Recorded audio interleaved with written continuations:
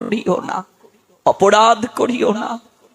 আমরা পাপ অপরাধ করে ভগবানের কাছে আসি ক্ষমা চাইতে, ওই জায়গাটাও যদি পাপের আক্রা হয়, কোথায় গিয়ে প্রায়শ্চিত্ত করব?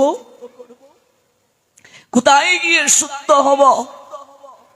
এই জন্য দাহ কার্যে শ্মশান বন্ধু যারা, ওরা কখনো নেশা করবে না। যজ্ঞ শেষ হওয়ার পূর্ব পর্যন্ত জল গ্রহণ করতে পারবে না। এটা যজ্ঞ চলছে, যজ্ঞ সমাপন হলো, শ্মশান বন্ধুরা মাটির কলসিতে জল নিয়ে চিতাকে 7 বার পরিক্রমা করে পিছনের দিকে তাকিয়ে ওই কলসিটা স্কন্ধ থেকে ফেলে দেবে। কলসিটা ভেঙ্গে গেল, আর পিছনের দিকে না তাকিয়ে শ্মশান বন্ধুরা গৃহের দিকে আসবে। এখানে একটা তত্ত্ব আছে, তত্ত্বটা হলো যে দেহ নিয়ে তুমি এত বড়াই করলে, ওই দেহ তৈরিতে 5টা উপাদানের মাঝে একটা হলো মাটি। মাটির দেহ মাটিতে মিশে গেল। কিসের এত অহংকার তোমার?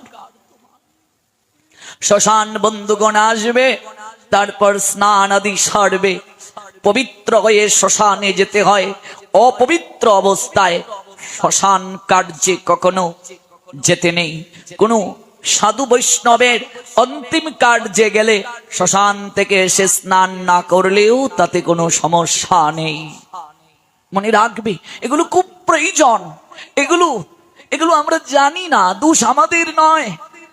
আমরা কার কাছ থেকে জানবো? গুরু গোসাই যারা কর্ণধার, যারা আমাদেরকে জানাবে, তারাই তো আজ অনেকেই এই তত্ত্বগুলো জানেন না। আপনারা আমার কথায় অপরাধ নেবেন না, এটা আমার পাণ্ডিত্য জাহিরের জন্য বলছি না। আমি তো 15 বছর যাবৎ বাংলার আনাচে কানাচে ঘুরে বেড়াচ্ছি। আমার আর বয়স কত? জড়জগতে এখানে অনেকের নাতির বয়সী আমি, অনেকের ছেলে আমি। এখানে জড়জগতের হিসাব করলে এই 15 বছর আমার আলোচক জীবন। আমি তো আজ থেকে ভক্তি পথে না, আমি গৌড়ীয় মঠে দীক্ষা নিয়েছি আজ নয়, ছোটবেলা থেকেই তো আমি এই পথে। বাংলার আনাচে কানাচে ঘুরতে গিয়ে আমার যে অভিজ্ঞতা হলো, আমরা অনেকেই জানি না। তাই জানার জন্য পরিবেশটা খুবই দরকার। এখানে অনেক সুশীল সমাজ আছেন, ব্যবসায়ী আছেন, চাকুরিজীবী আছেন। আমি একটা অনুরোধ রেখে যাব আপনাদের কাছে।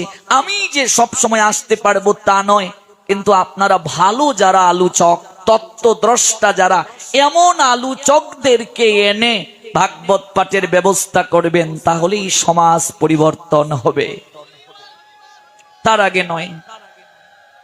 একজন ব্যবসায়ীকে একদিনের ভাগবত পাঠে